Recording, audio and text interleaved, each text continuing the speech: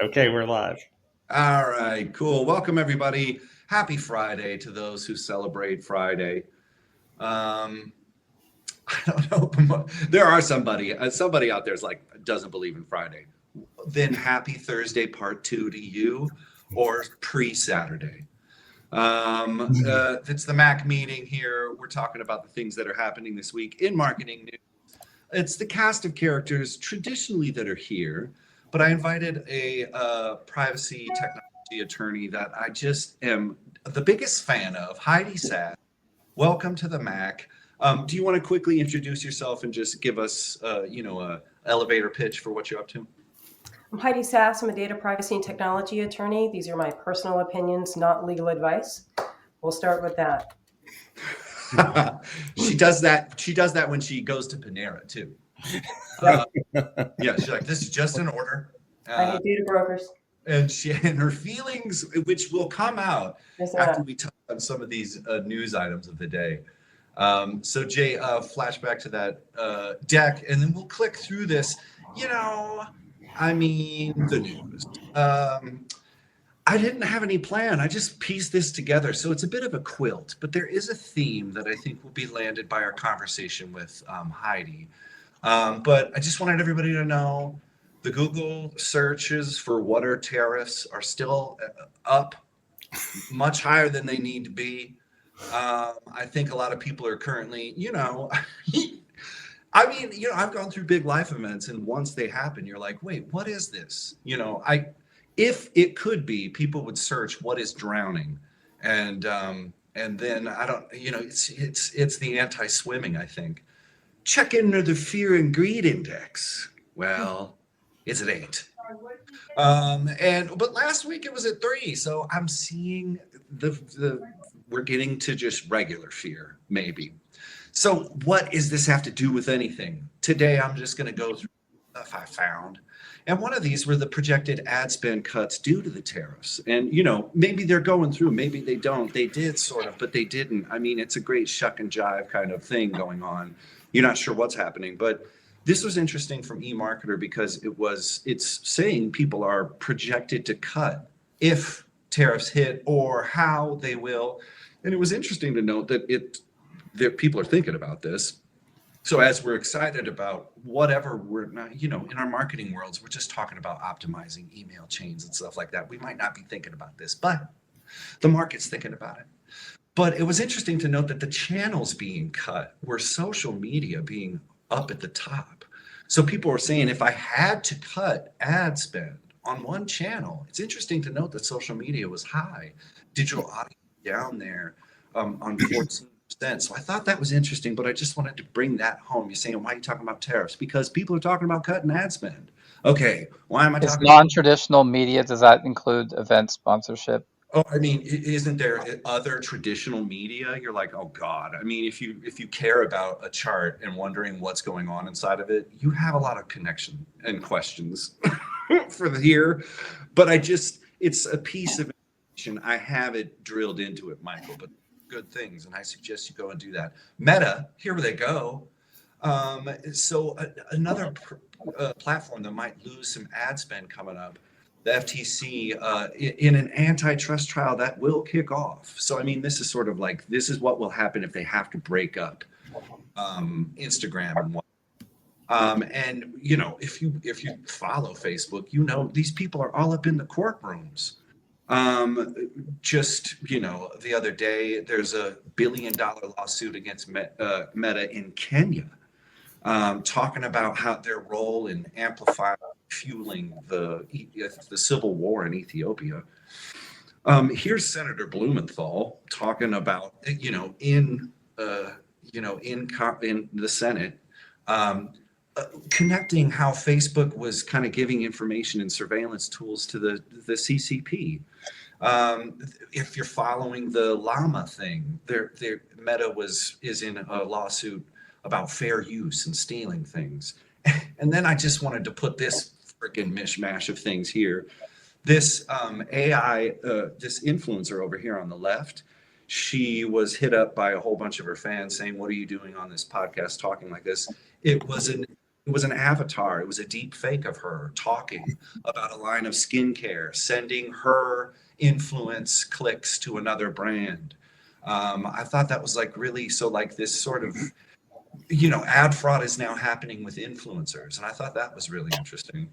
LiveRamp, which we're going to get to, which is a data marketplace, they just got caught with their hands, in all of this data that was giving away the location of U.S. military, people abroad. So, espionage. It's like advertising is helping make that worse. This person, this fintech founder charged with fraud after AI shopping app found to be powered by humans in the Philippines. That was yesterday. What?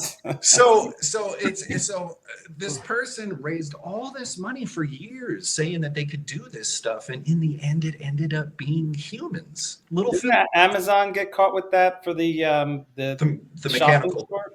the Yeah. mechanical Turk. I mean, there's just all these other things. And then TikTok moderator files lawsuit for psychological damage because their job is just going through things, seeing if it is manslaughter or if it's suicide or if it's whatever.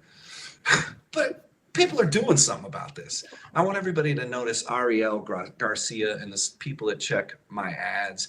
They're up in Congress's ass trying to bring awareness to this issue, testifying in front of these bodies, bringing this stuff awareness. The least we could do is respect their work and promote it because it is not as well trafficked as the latest GPT secrets or anything like this.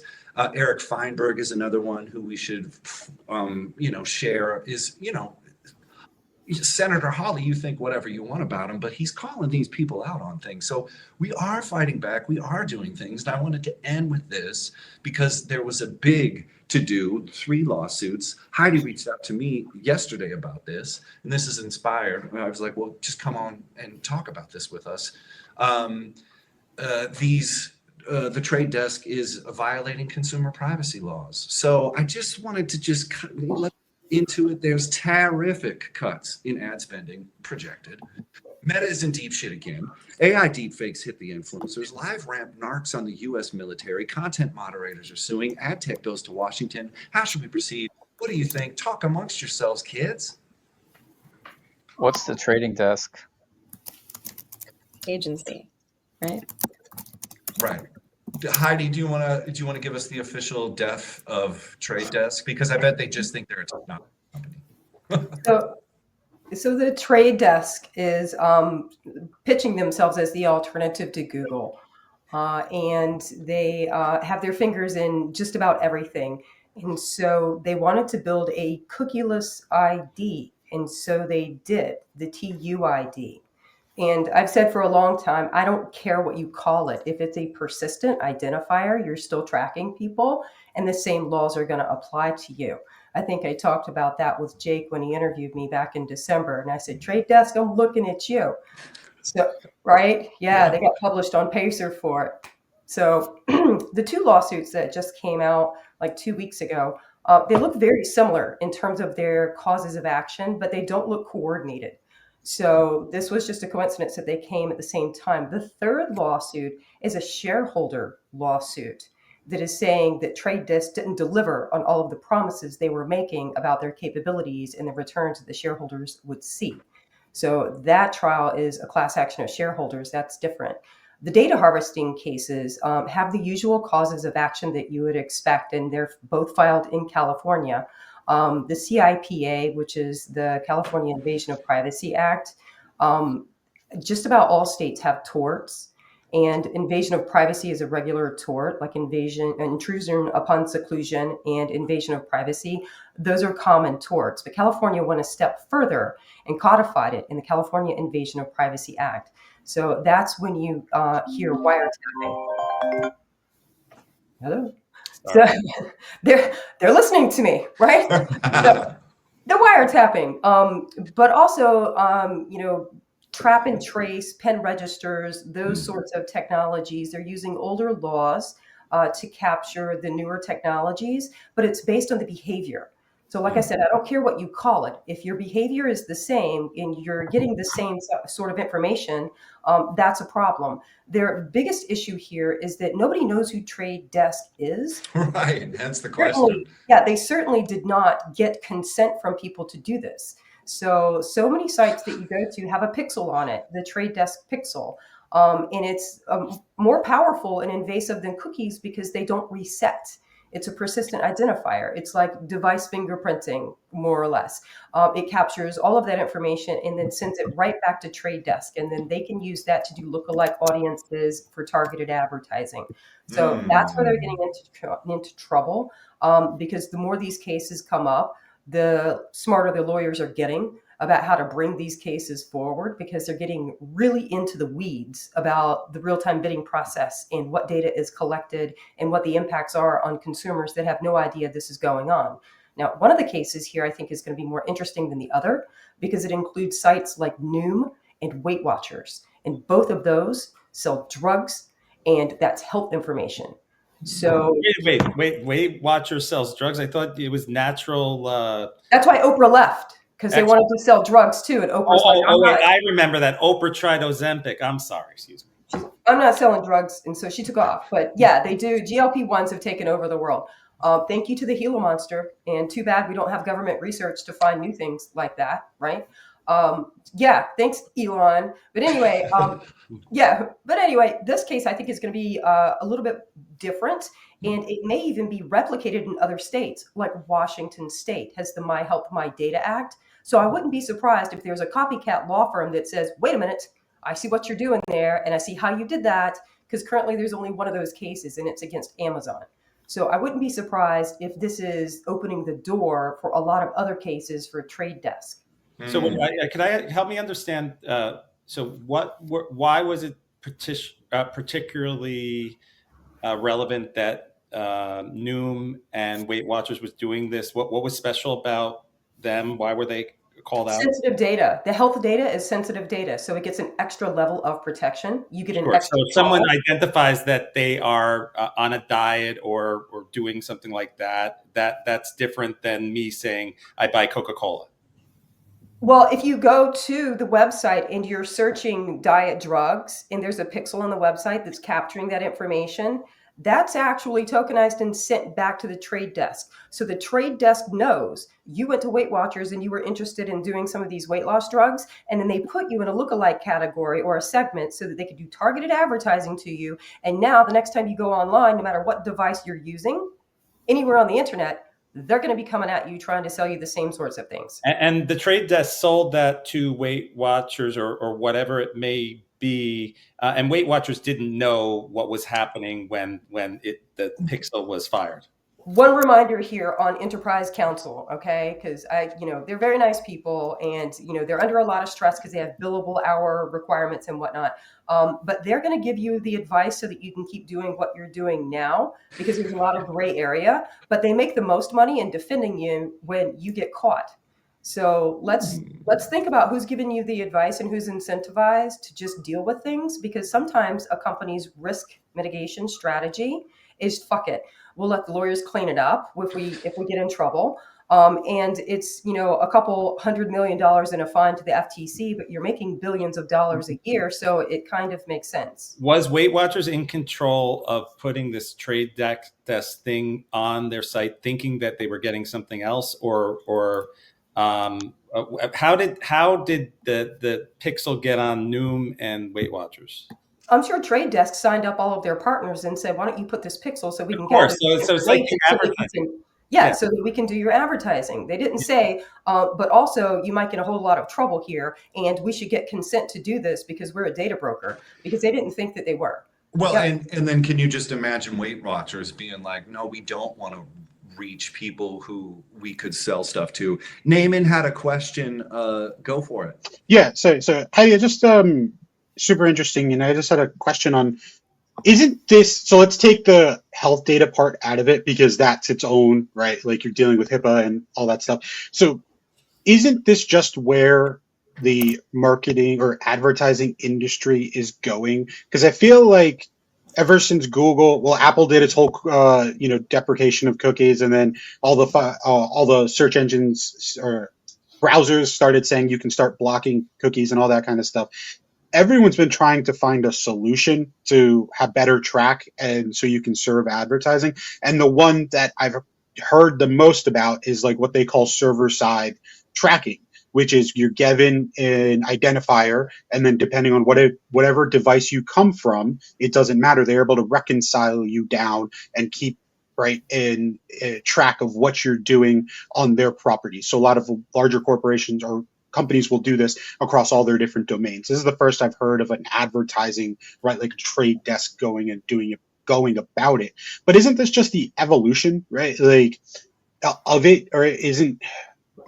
Can we ever get away from this? I guess is the question, right? Won't it just continue to evolve, and that you're going to make laws, or you're going to, try to break technologies, and they'll just find another way? Yeah, it's cat and mouse. It's going to keep going. It's a short answer. Kim brings up a good point here. The IAB Tech Lab, and so they're trying to I don't know, ethics wash this by saying that we've got this body over here that is a self-regulatory body, and everybody is volunteered to follow these rules, and here's what we've come up with, and so we think that this is going to be okay. I would not be surprised to see them come out swinging in defense of what Trade Desk is doing to justify what the IAB Tech Lab is doing, because they don't think there's anything wrong with this. But if you get down to the fundamental behavior of what this enables people to do with the amount of data that they're collecting without any consent or even knowledge of the consumer, that's the fundamental unfairness that the courts are concerned about. So technology is going to keep going. When you think about the law, the lack of the law is structural. We allow for innovation, but once we start to see the harms, then we have to take steps to mitigate it, which is what we've been trying to do, to say, don't use persistent identifiers and make sure you get consent, those sorts of things. If that's not working, then we have to regulate it. And so that's why you see competition. The ATT for Apple has actually been ruled in Europe to be anti-competitive because Apple's still got all that data. They don't let it, they're not sharing it with anybody else, but they'll sell you some spots to do some ads, right? So that's been ruled anti-competitive. I thought Apple was all about privacy. No, it's He's being sarcastic. We have a sarcastic filter that we're working on, Jay. Marketing. Kim, give us some of that flavor from your experience in this space. Well, yeah, there's a couple of things I wanted to mention. One is that, interestingly, as I threw into the chat, Trade Desk developed Unified ID 2.0, but it doesn't own it. It's open source, and it's kind of handed it over to the industry. And the other point I wanted to make is that although Unified ID has been successful and popular, it has countless competitors. LiveRamp, for example, has a persistent identifier. So are all these agencies and vendors going to be in the crosshairs? Trade Desk shares their data with LiveRamp as well. Mm-hmm. Yeah, interoperable. Yeah, it's in the complaint. Yeah. So so that LiveRamp thing, I mean, it isn't just necessarily, well, so like I think it's such a multi-hydra headed problem. I don't even know how to really get upset about it. It almost I'm just numb, because I'm like, well, what's the problem here? Well, narking on the military is bad. The quality of this data is bad. How they get it is bad. The fact that people don't know that they're giving it up is bad. They don't know that they're actually getting targeted. Well, they kind of do, and then our persistent use of this stuff, believing these fictions, and then sort of participating in it. And then Heidi's having conversations that are completely removed from the reality of marketers every day on the conference floor saying, I can get you this audience. I can send you that email. I can get you this ad at the right person at the right time. And we can laser precision target this granola to, and people are like, oh, it's a fact. It's here. The future's here. And it's so odd. So that's 7 different issues. I mean, and then Moni, you have that sort of approach to the marketer on the ground. What is their thought about all this stuff? Moni, what do you think? How do I get my leads? How do I get my leads, man? I just need that sweet stuff. That's it. Oh my gosh. If I can get those targets, That's what is that a big force that's driving? What's the biggest source of driving I this? don't, it's like you just said, Jay. I like all the thing. It's so convoluted, right? Like from the for the average everyday marketer, it's like, man, I'm just trying to get these leads so I can get such and such off my ass so I can go home and get a paycheck. Like, God bless I these don't, people. I'm the beat in the weeds right here. So it's like, So for cynical. how do we level set this conversation, right? Like, where, what is there to do? What's the action here? So I think that it's going to get worse before it gets better. We have an alignment issues between machine learning and human values, and it's going to take a big disruption to basically just blow it apart and keep what's good. Because if you look at the ad tech ecosystem, I've spent so many years reading research reports, getting all the way down into where the data flows. So I know that the advertising done by the marketing people is not ending up where they think it does. And Mhm. that's frustrating for you. But there are also other things that are dangerous within the ecosystem. You know, we have our nation's adversaries. We've got North Korean people that are putting in fake resumes to get jobs at tech companies so they can steal IP. You know, we've got sextortion. We've got, you know, social media is gaslighting kids into self-harm. You know, like all of the targeting and the information that they're using is out of control, and they don't have liability because of Section 230 liability in the social platform space. So I think it's going to take a combination of legislation, which I am hopeful that something is going to be done, whether it be in the name of competition or privacy. I don't care, because you still have to deal with the same foundational issues of what data is collected and how it is used, the purpose limitations. And the second thing I think is it's going to take litigation. It's ugly, but that is where it's going to create a deterrent effect, because the cost of forgiveness will be so high, it will change corporate behavior, and they will start to clean up those ad tech systems to get the fraud and the bots out of the system, to get the misinformation handled, just to make it cleaner so that people doing honest marketing work, you can get your ads to the people who need to see them. I just don't think that you have the space to do that right now, because there are so many other bad actors creating the noise in the space that it just makes everything harder for you. So I think we need just a bomb to go off in the whole system, and then for people to rebuild based on what we know and what we trust and what's good, and then go from there. But it's a seismic shift that's coming. I have a thought, a question. You know, I was on a call with Michael, and we're thinking about bringing a product to market. It's a B2B product. We don't need to talk about what the product is. It will make a big bang when it comes out. But we were sort of going through approaches of how we would get people's attention in this era of marketing.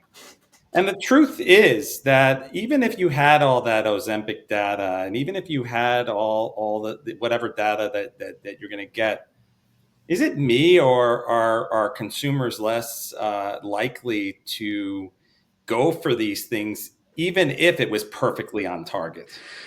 You know what I'm saying? Like, because we're so bombarded and we're so used to the fact that, oh my God, Ozempic's following me around the internet. Are we going to get pissed before we, like, you know, if the ad creative is so ineffective, even if it's targeted, which is happening a lot now, are we creating a crisis of Trust. trust, Confidence. Well, confidence? It's trust. let's have a show of hands. Yeah. How many people on this call can remember like an actual example of when an ad followed them and they said, "Okay, yeah, I'm buying."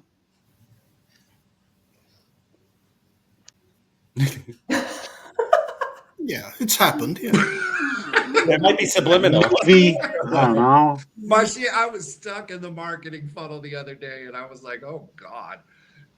I was going to complain about it too. I just get hounded by these emails, and I was just like, oh no, it's not going to happen. Like, quit trying to make it happen. And then I opened one, and I was like, this jacket is very cool. And I bought it. It's a Studio Ghibli jacket, and I have gotten massive compliments on this thing because it's fresh. But but I didn't intend to buy it. And I Well, was maybe that's a problem too. well, and then I was like, are we creating unintentional consumers? And then I was like, bro, you just got marketed to. The emails came in, you signed up for it, you bought it, there was a discount, it's all good. But then I was like, but is it? I don't think I intended to do that. I didn't know I meant to. And then you're like, no, you don't remember. And they're like, but maybe they hope you don't remember. And then, Would you have bought it if there was no discount? I mean, we have our whole playbook of all these tricks. would I have bought it if it didn't have the bright colors that I liked? Would I have bought it if it didn't have a? You guys know my internal struggle doing ethical things and giving people what they want. And at what point do we accept the America that we are in? We are in a consumer society. We Right are now, bloated. We are not the brightest bunch. Like, we're not at an elevated state as a human society in America here. So there's a reason why some of these things work, as it were. But a quick question: do you like the jacket, Jake? Are you happy with the purchase?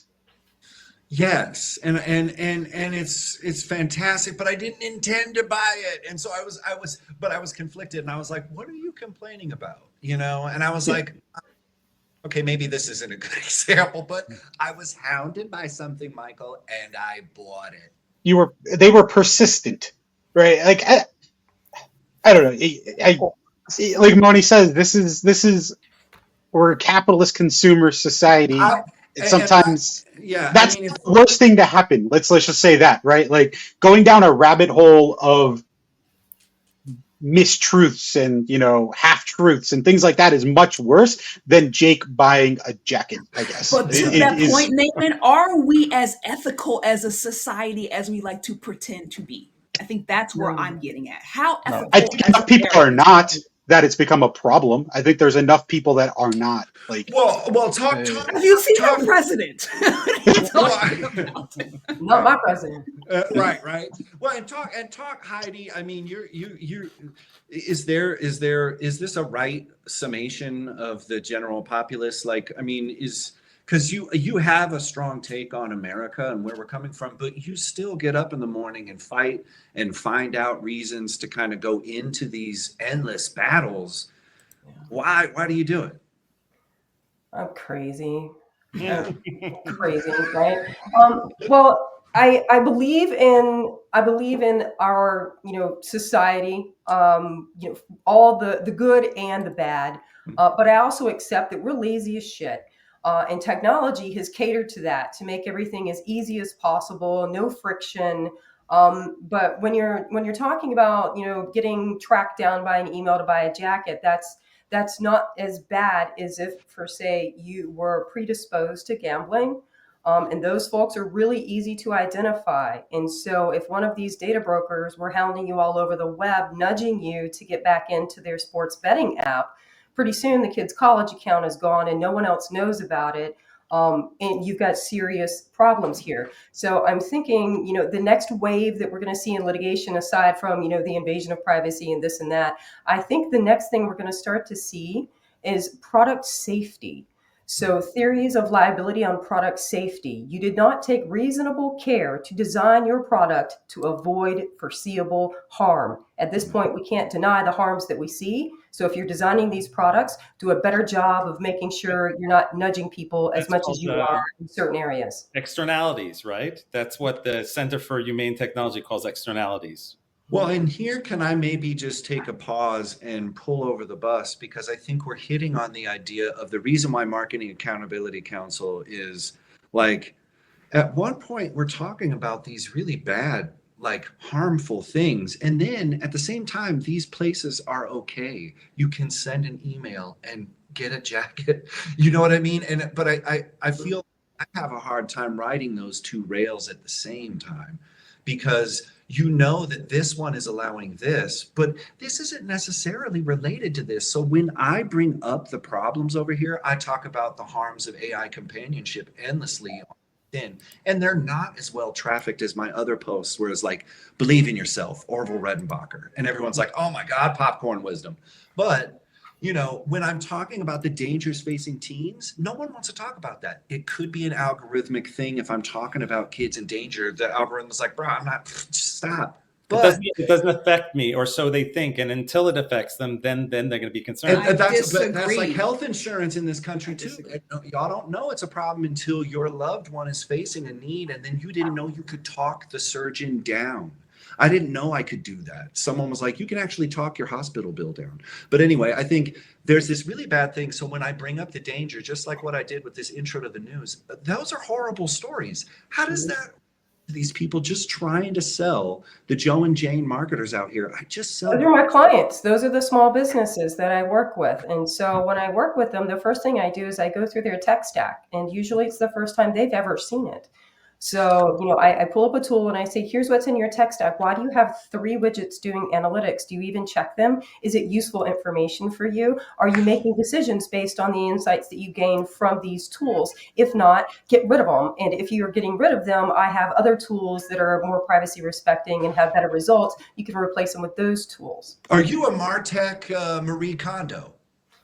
Pretty much, because I'm looking at your tech stack and your data flows to find out the things you don't know, because I'm a lawyer and it's my job to advise on risk. But the first thing you need to do is to be able to properly identify them. So if you are not looking to find where the risks are, you're just going to paper over it with your checklist and your privacy impact assessment and say everything is good and then move on down the line. So that's just not what I do when I work with clients, because a lot of the work that I do, it also saves them money.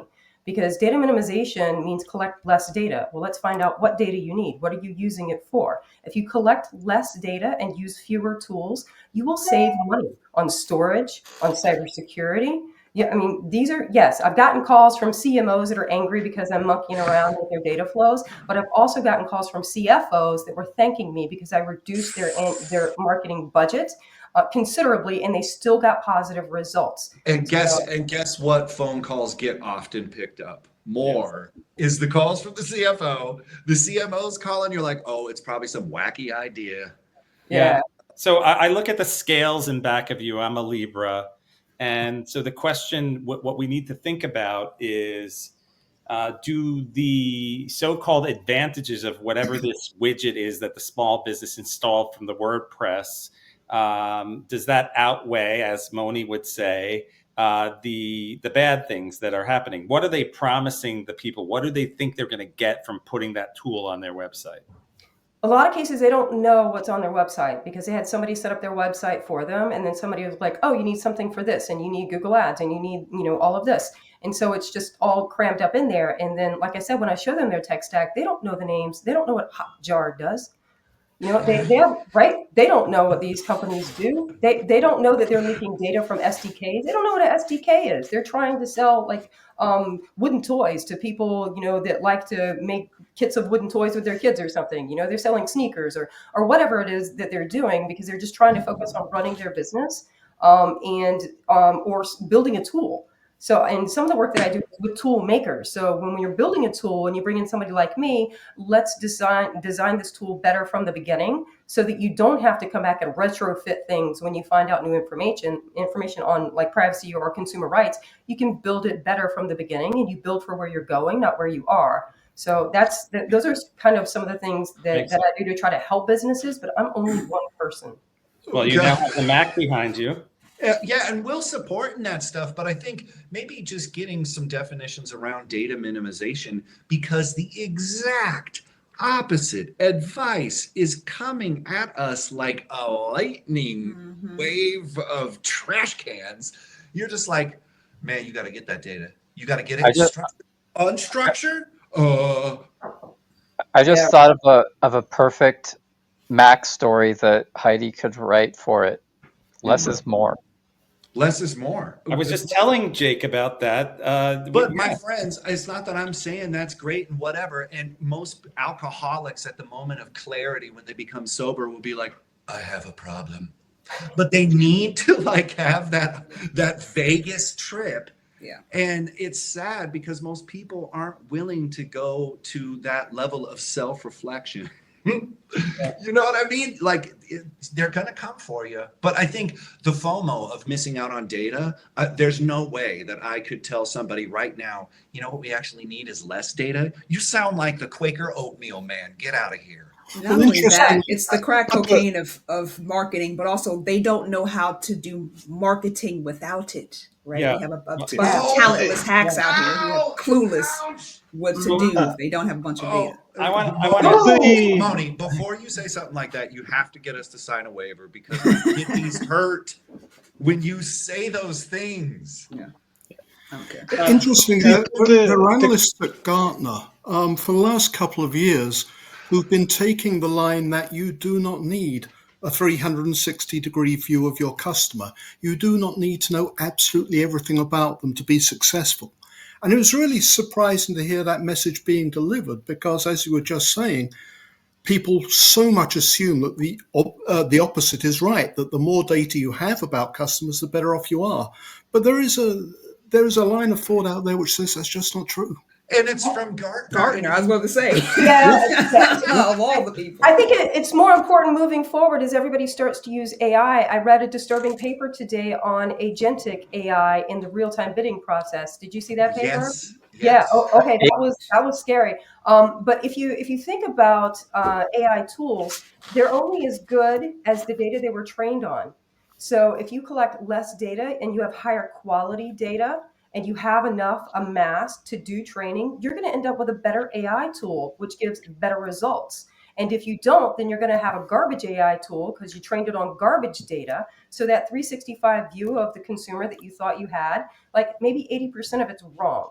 You don't even know, right? Because the consumer is not filling out a checklist all day long to tell you all the things about them. That would be ridiculous, right? So, yeah, and sometimes you click on things just because you might be curious. It doesn't mean that you have a deep-seated interest in it. You want people to market to you based on that, like moving my segment from this audience to that audience. It was just a moment of curiosity.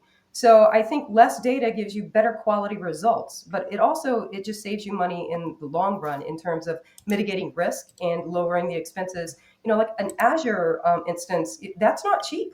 No. So yeah, exactly. That's another thing small businesses don't recognize is the expense of keeping hold of this data. Like data retention policies are important. Collect the data, use it for what you need to, and then get rid of it. that's another big one too, is retention, right? You don't. Mhm.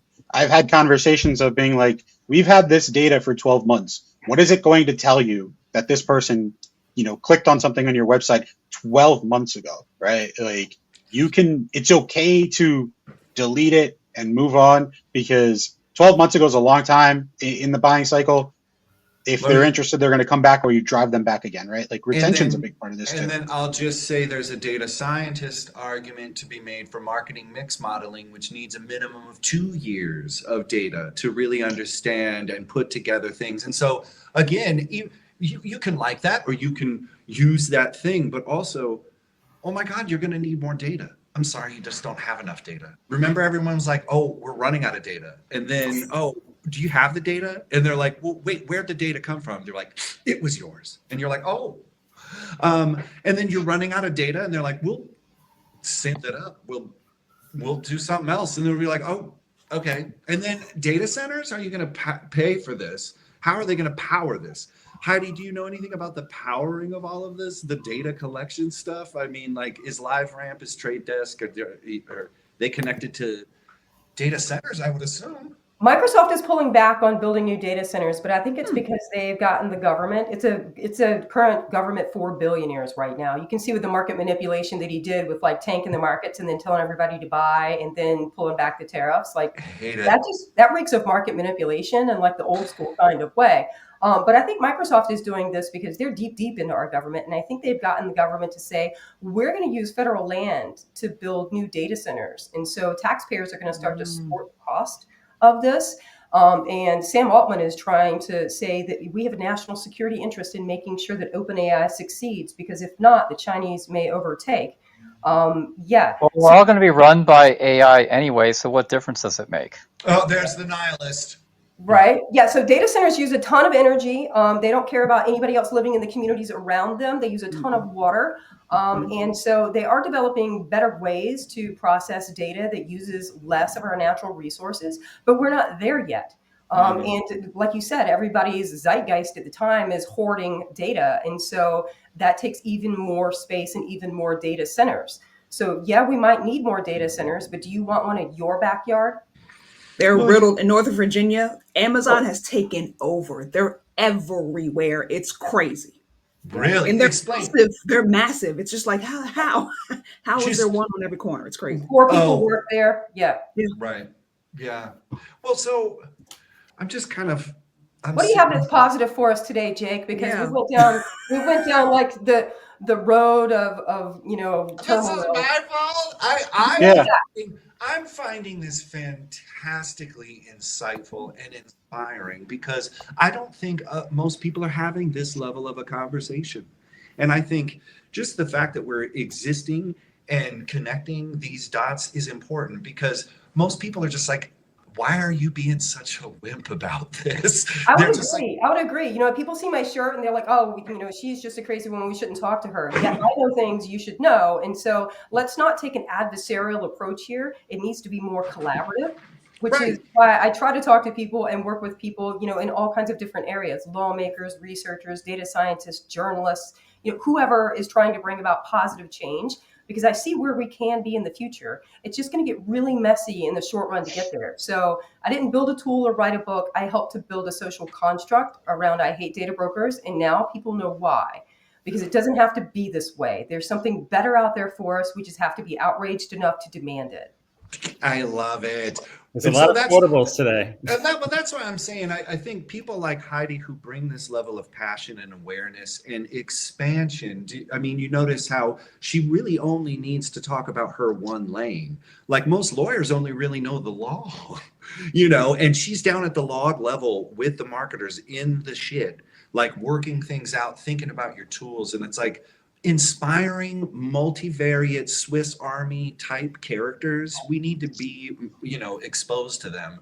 And also, I think if it is simple, how can we start simply to get towards this? I mean, you were saying data decrease or something, but again, we're fighting against this zeitgeist, in this moment, I'm looking to you for a little bit of that optimism because, Oh, look there at are name, and he raised his steps. hand.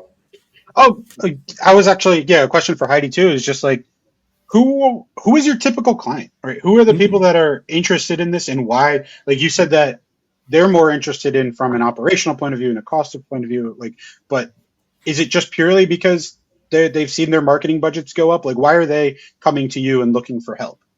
Generally, it's my colleagues in the field, other privacy professionals, and people that work in ancillary areas. They say, "Oh, you've got this or that business. You should talk to Heidi."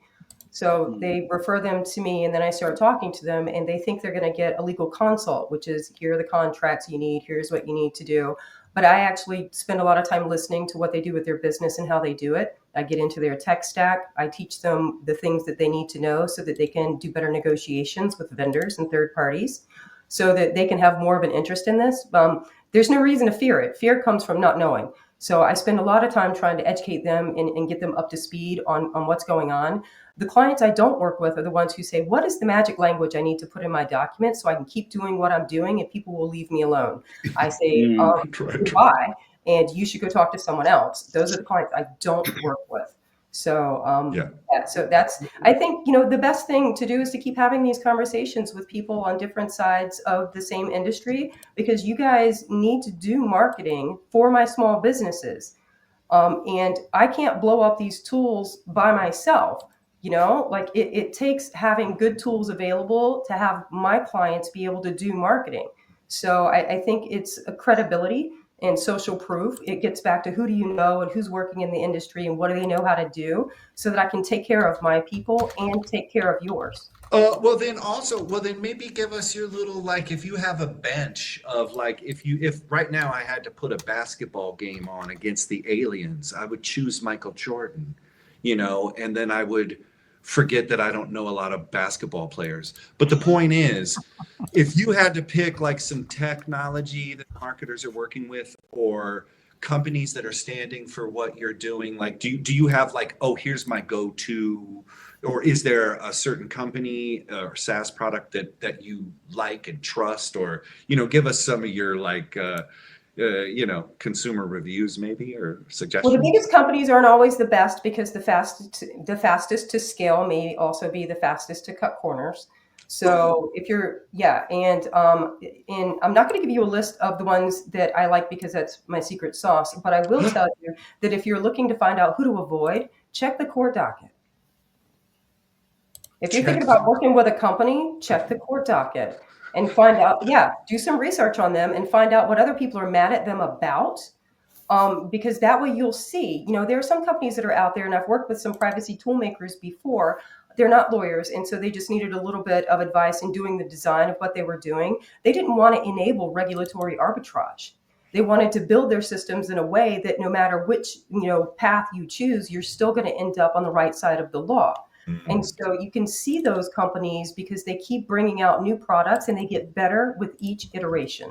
The other companies have one product and they keep ramming it down everybody's face. Like nobody got fired for hiring Dell back in the day, right? right. And there are some other giant companies in this space, but you also see them all over the docket all the time with people mad at them for all kinds of things. That says to me that they've not invested back into their tools so that they can be trustworthy moving forward. And this is not an industry where you can BS it because we know we're in your data, we're in your stack, we see your flows, we know what BS looks like, and trust is easy to lose. So I research them and check the docket first to see if other people are mad at them before you decide to sign up with their service. That's really Look for the GPT called "Check the Docket." That Be specific with your prompting, though. For AI prompt engineering, make sure that you have it use, like Court Listener, Pacer, and have these sorts of trusted places where court documents are, so GPT doesn't just lie to you and tell you that they're like, I don't know, 7 R's in strawberry or put glue on your pizza or something stupid. right. And last week, there was a court case somewhere in the Netherlands where some guy was ChatGPT hallucinated that he killed his whole family and served like a 20-year sentence. Yeah. And he looked up his name in ChatGPT and he's like, "Well, that didn't happen." So anyway, it isn't just some kind of like crazy idea. That stuff is happening. And the reason why I like Heidi, the reason why I think we should follow some more lawyers is follow them now before you have to. Before you have to. Like pay attention to lawyers before you have to. Because they're very passionate, very giving people. What I've discovered is they're willing to chat. Just make sure. I mean, I haven't paid you, Heidi. Shouldn't you? The billables are way high now. You should send me a bill. I do a lot of volunteer work, but like I said, I'm crazy. I do it for the public benefit because I think we all do better when we learn from each other. So if I find something good, I want to share it with other people, and I hope that they do the same for me. So, right, I'm going to jump right now because my kids are home from school and I made a chocolate cake, and if I don't cut it for them, they're just going to go at it with forks. It's going to be chaos. You know what anarchy is. there we go. Yeah, right. So I gotta go do that, but I'm leaving for cake, not because I don't love you guys. Thank you so much. Thanks, Thank Heidi. you. All That's the best reason to leave. Yeah. So, I just wanted to, isn't she just a delight? yes. I love Almost lawyers. like it's almost like data is really important. I know, but she's that scrappy kind of person where I'm just like, and it connects with Kati last week. It connects with Peter. It connects with a lot of things that are happening, a lot of court cases. So, but again, I still am not. I don't know why to give a f about it. Like, honestly, in my heart of hearts, I'm just like, it's really important. I know all the reasons it's important, but I still am just like, why am I not on Proton? Why am I not protecting my data? Why am I not? I could be doing stuff right now, and I'm not. So, Jake, I have a question for you. What? For Is it everyone, about I my guess. jacket? No. It's about something that Heidi said that made me think. It seems like the answer to this is obvious, but I'm going to ask it anyway. If the Marketing Accountability Council wouldn't need to exist if these unsavory practices weren't being practiced. But is it like really the case that we have enough evidence, or there is the ability to show enough evidence that these exotic uh, marketing tactics that everyone's railing about aren't really needed, and they really are not beneficial? Like we already have what we need. Everything else is just superfluous and getting us into trouble. Because I asked the question about when's the last time you you bought something when you were ad tracked, and I can't remember doing that. You had your example, On a but for banner me, ad, I mean, there again, I mean, are you talking about a banner ad or something like that? but for me, I can remember two things. Like I'm like the most anti consumer person there is. I mean, I've been ever since I was in an advertising agency. It's like I'm like immune to persuasion. Um, but So you think, I knew you'd say that. Okay, keep going.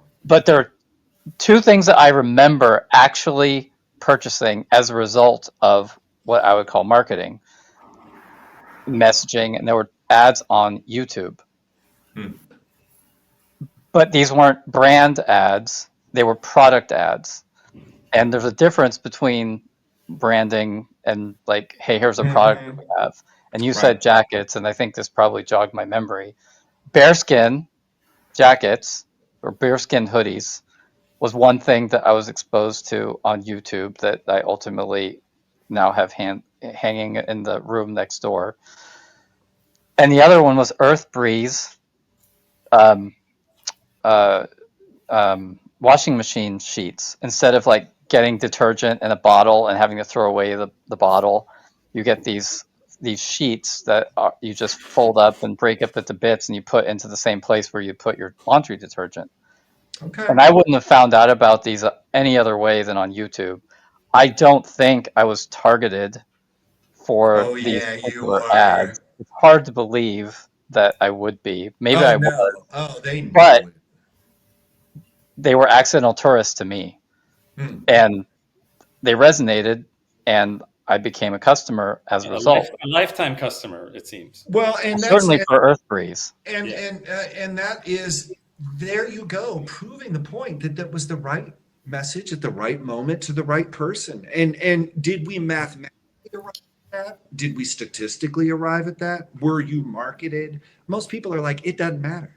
You know, it's just like, I'll throw some pennies and anybody plays ads that are like this, that are like that, that some people like this, and whatever type of way they got it, it worked But because the, you raised your hand saying, I'm a little bit more ecologically aware. I like this idea of fabric but thing. You I don't engage think with it. I don't think Earth Breeze knows that that's why I did it. Like I don't think they can trace back that Oh, purchase to girl, that YouTube. welcome to marketing. I mean, we've been trying to figure this out for hundreds of years. You know, you're like, was it the ad? Was it not the ad? Did you like it when I did this? You know, and people are like, I don't know why I like you. And they're like, well, what about this? What do you think about this hat? And marketers are just like fucking fools, man. Like, so they bought it because they bought it. Did you do something? Yeah, you put out a YouTube ad. Well, then fuck, it worked. Done. Most people are arriving at this like at the beginning, you're like, marketing doesn't work. Oh my God, it requires trigonometry. And at the end, marketing just works. Like, it's a very simple thing that we have made so complicated. And at the end of the day, it's based on the quality of, or the perception of the quality of the product. And the product itself and the audience, and it, you just proved how old ads used to work is you would Well, run a whole bunch of yeah. ads and some people would be like, oh word, I'm down for Downey or whatever, and So, that was Michael, sorry to interrupt, but let me ask you a question. Do you think you bought this because it's a novel innovation in the form of a product, or do you think it was based on the messaging or the placement, product, price, place, promotion? Like this product sounds like something I've never heard before. It might be cheaper than he said at the beginning it was a product like ad, so it was a very much product specific ad. It wasn't like that freshness in your face. Do you know what that is? You I know, mean, it's like, you saw something different that is better for the environment. I heard that what's in Tide is could cause cancer. For you, not for me. So I mean, to me, it was like you talk about right place, right time. Like I had been getting tired of throwing away those detergent bottles. Brother, they knew Like it. No, they it, didn't. so it was like there's something I could use that I don't have to throw away. So they come in paper You didn't envelope. you didn't look that up or think that near your phone, did you? No. Did they Because the reflect that Wi-Fi, in the ad? Is that one of the was that one of the messaging points? What was that? Was that in the ad? What was the actual I know advertisement? What was now the all of a messaging? sudden You this should Was was look there like an on. You know what you example should of do? you? Was there an example that they showed of saving trees or some shit? Look, No, look. it was use these instead of get rid of your detergent bottles, Yeah, so they and said. it ends up on a subscription that you could get a subscription. There's just so many options that you can get that I've got so many of them right now that I don't need a subscription. But it They was gave you a real world use case that applied to you, which is an yes, underrated oh my marketing God, and skill. now we're doing a little commercial. yes. Okay. Yeah. So here it is. This is the Earth Breeze. Oh, 10% off. Whoa, 10% off. And my whole thing right now, if I got this and somebody said pitch it right now, and I'd say from the asshole of Antarctica, and then I would start there and then just start freestyling. So Um, this went to the product page, but I'm gonna take out the everything else and let's see what the homepage says. and do you think that baby turtle is doing laundry? I don't. The baby turtles is living though. Clean laundry less. Baby turtle's alive. Yeah. Clean. Actually, Trump said that the straws, he wants the plastic straws. The other straws aren't Those that good. paper ones are kind of shady. Let's be honest. Those Yeah, I things suck agree. I ass. agree. So clean laundry, less chemicals. It's a good use of white space. The bottom, like as far as I can see, this is a nice website. The F-shaped breathing pattern. Try Earth Breeze today for a powerful clean with less chemical residue.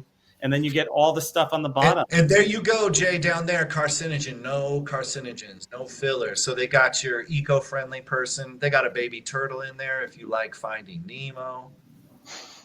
Green, white, and blue, which we all know are detergent colors. And I discovered that when on the fourth level of Tetris on Nintendo. So Every it time I dissolves. played the fourth level, I thought I was looking at a Tide ad. This is innovative. I think it's pretty cool. I think. Why didn't anyone think about this before? Bro, so this Marketing Accountability Council brought to you by Earth Breeze.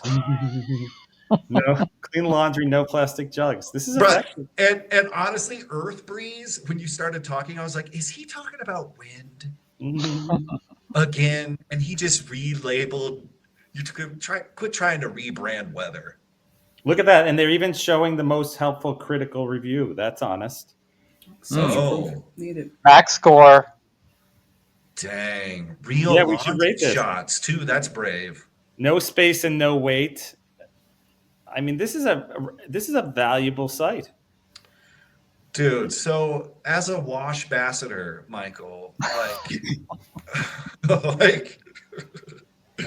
you're so fresh that right now I can see your screen, but I'm smelling freshness. None of these other people, I know what they smell like, but I get a read and I get a beat on Michael's smell of his square. Well, then my mission is accomplished, Jake.